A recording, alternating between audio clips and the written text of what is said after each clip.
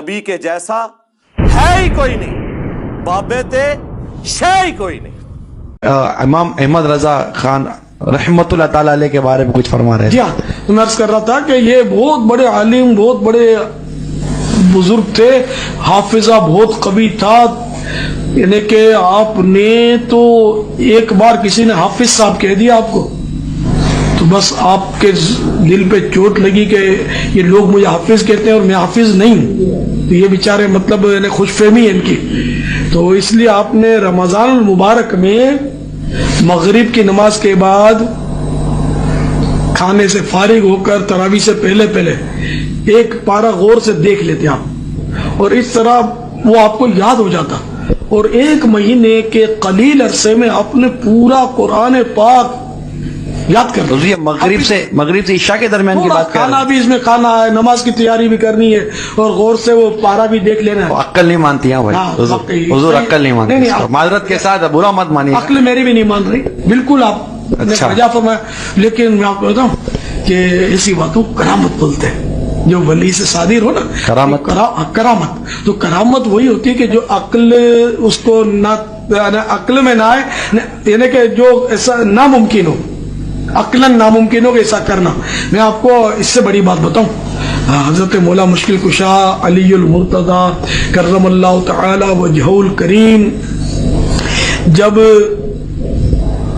گھوڑے پر سوار ہونے کے لیے تشریف لاتے ہیں تو ایک رکاب میں نہیں کہ ایک پیڈل میں اپنا پاؤں مبارک رکھتے ہیں، پھر وہ دوسرے پیڈل کے لیے کتنی دیر لگتی ہے؟ اسکوٹر پہ آپ چڑھتے ہیں، وہ گھوڑا تھا، اسکوٹر نہیں تھی، تو ایک پیڈل پر پاؤں رکھا اور دوسرے پیڈل پر جب پاؤں رکھتے تھے تو اسی قلیل ترین سیکنڈوں میں پورا قرآن پاک پڑھ لیتے تھے۔ یہ مولا مشکل جی کرامت ہے آپ کی، شیر خدا جن جی یا علی۔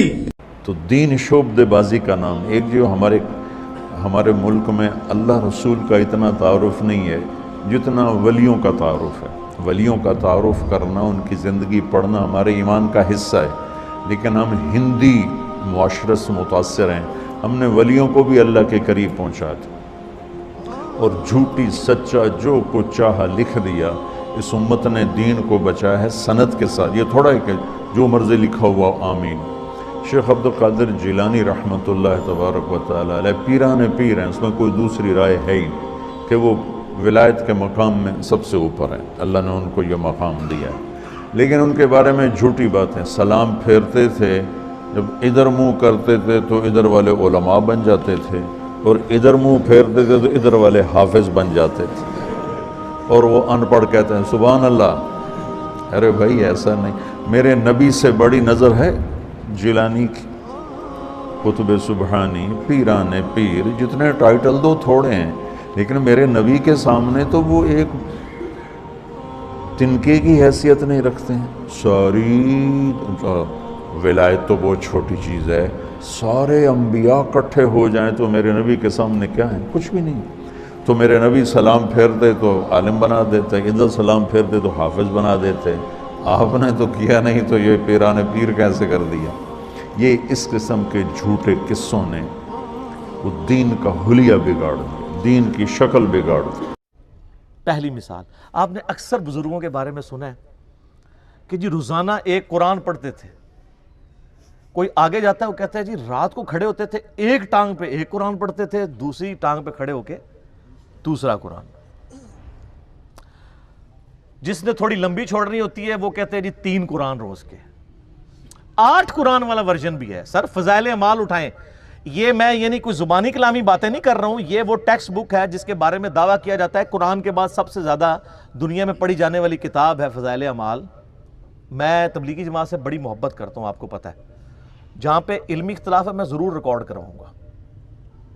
مولانا طارق جمیل صاحب حفظہ اللہ تعالیٰ کے سامنے بھی سارا مقدمہ رکھا ہے، اور آپ کو پتہ ہے تبدیلی تو آئی ہے نا، پھر کلپ دیکھا ہے آپ نے، تبدیلی آ گئی ہے، وہ بھی مانتے ہیں، لیکن ان بیچاروں کا جتنا زور چلتا ہے اتنی بات کر سکتے ہیں۔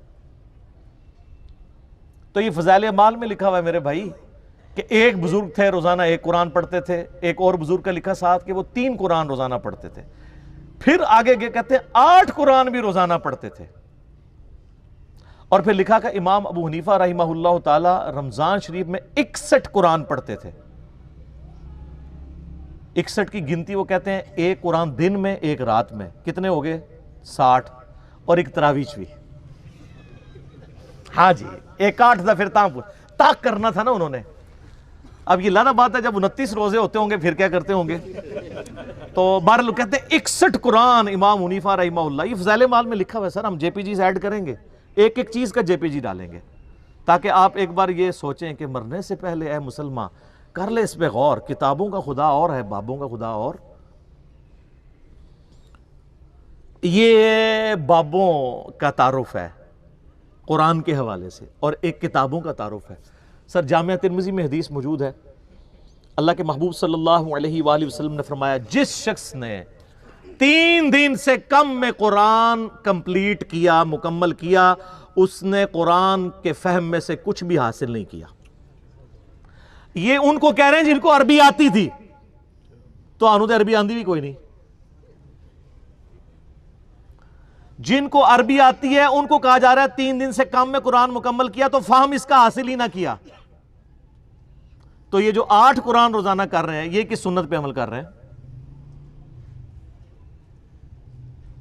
اپنی وشفل تھنکنگز میں سرگرداں ہیں. اور اس سے بھی مزے کی بات صحیح مسلم میں حدیث ہے، نبی علیہ السلام نے صحابہ کرام سے فرمایا، یہ حدیث بخاری میں بھی ہے لیکن مسلم میں ڈیٹیل ہے، بخاری مسلم دونوں میں ہے، کہ بھلا بتاؤ تم میں سے کسی شخص کی استطاعت ہے کہ وہ ایک رات میں 1/3 قرآن پڑھ لے، یعنی 10 پارے. آج کی ڈیٹ میں پارے اس زمانے میں تو نہیں تھے. تو صحابہ کرام نے کہا کہ یا رسول اللہ کس کی استطاعت ہوگی کہ وہ رات میں 1/3 قرآن پڑھ لے؟ ہائے ہائے ہائے ہائے ہائے. سر ہے استطاعت، فضائل مال میں 8 والے بھی ہے جے، لیکن صحابہ کرام تو بزرگ نہیں تھے نا، آپ کو پتا ہے وہ تو کامل ایمان مومنین تھے. یہ کہانیوں والے ہیں، وہ کامل الایمان اے کہانی باز. تو صحابہ نے کہا یا رسول اللہ کسی کی استطاعت نہیں. تو آپ نے فرمایا کہ سورۃ الاخلاص پڑھ لو، یہ 1/3 قرآن کے برابر ہے، 1/3 قرآن کے برابر ہے. اپنے نظریات کے اعتبار سے بھی، کیونکہ قرآن حکیم کا 1/3 عقیدہ توحید ہے، اور چونکہ سورہ اخلاص توحید کی جڑ ہے، اس اعتبار سے بھی تعلیمات میں بھی یہ 1/3 ہے قرآن کا، اور فضیلت میں بھی. اچھا اگر یہ کہتے ہیں نا کہ ہمارے بزرگ جو 8 قرآن پڑھتے تھے وہ 24 بار پڑھتے سن سورہ اخلاص، پھر تو ٹھیک ہے. 8 × 3 = 24. 24 ٹائمز اگر سورہ اخلاص کوئی پڑھ لے اور 8 قرآن روزانہ کے، اگر یہ کہتے ہیں پھر تو ٹھیک ہے. لیکن آپ کو بھی پتا ہے کہ انہوں نے یہ نہیں کہا ہوا، ٹھیک ہے، کیونکہ اس پہ پوری رات ایک ٹانگ پہ کھڑا نہیں ہونا پڑتا. سورہ اخلاص اگر کسی نے پڑھنی ہے 3 دفعہ کتنا ٹائم لگتا ہے. اور آپ کو ایک اوریجنل مدنی لطیفہ سناتے ہیں. یہاں پہ جیلم ہمارے شہر کے اندر تبلیغی مرکز ہے، کبھی کبھار میں زور کی نماز میں وہاں چلا جاتا ہوں. تو زور کی نماز کے بعد نا فضائل مال کی تعلیم ہوتی ہے. اب وہ عالم دین ہے جو وہ فضائل مال پڑھ کے سنا رہے ہوتے ہیں، اور سامنے مدرسے کے بچے بھی ہوتے ہیں. تو میں نے اپنے بچوں کو پابند کیا کہ تم نے بھی سن لیا کرو تعلیم نا. اب میرا ایک بچہ ماشاءاللہ 10 سال کا ہے اور ایک آلموسٹ 11 سال کا. تو یہ میں 5-6 مہینے پہلے کی بات کر رہا ہوں. تو ہم درس سن رہے نا، تو یہی والا جناب وہ فضائل قرآن والا آ گیا جی. ایک بزرگ 3 قرآن روزانہ، ایک 8 قرآن، اور یہ 61 قرآن. اب میں جب بیٹھا ہوا درس سن رہا نا تو میں بچوں کی طرف دیکھ رہا، میں نے کہا کہیں یہ بھی وہی تو نہیں سوچ رہے جو میں سوچ رہا ہوں. تو خیر بعد میں ہم جب موٹر بائک پہ بیٹھے، میں گھر آنے لگا تو میرا بچہ مجھے کہتا ہے، احمد کہتا ہے بابا یہ باقی باتیں تو ٹھیک تھی، ایک بندہ روزانہ 3-8 قرآن کیسے پڑھ سکتا ہے؟ تو میں نے کہا بیٹا یہ کہانی تھی، اس کو چھوڑ دو، باقی باتیں لے لو. لیکن میں یہ سوچ رہا تھا کہ 80 لوگ اس عمر ہی ٹگے ساں ڈنگر، کیونکہ ہماری تربیت نہیں ہوئی تھی. اور آج کل کے بچے سوچتے ہیں، کیوں سوچتا ہے؟ اس نے قرآن کئی دفعہ مکمل کیا، اسے پتہ ہے یہ اتنی موٹی کتاب ہے، یہ 8 دفعہ روزانہ کیسے پڑھی جا سکتی ہے.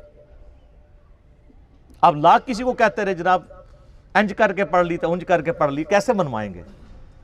اور میں نے تو احادیث سے ثابت کر دیا کہ صحابہ کرام علیہم رضوان بھی کہہ رہے ہیں کہ کس کی ہمت ہے کہ رات میں 1/3 قرآن پڑھ لے. تو نبی علیہ السلام نے وظیفہ دیا ہے سورہ اخلاص کا. تو ہم تو یعنی یہ ساری مثالیں آپ کے سامنے اس لیے رکھتے ہیں کہ آپ کم از کم مرنے سے پہلے اے مسلمان کر لے اس پہ غور. کتابوں کا خدا اور ہے، بابوں کا خدا اور.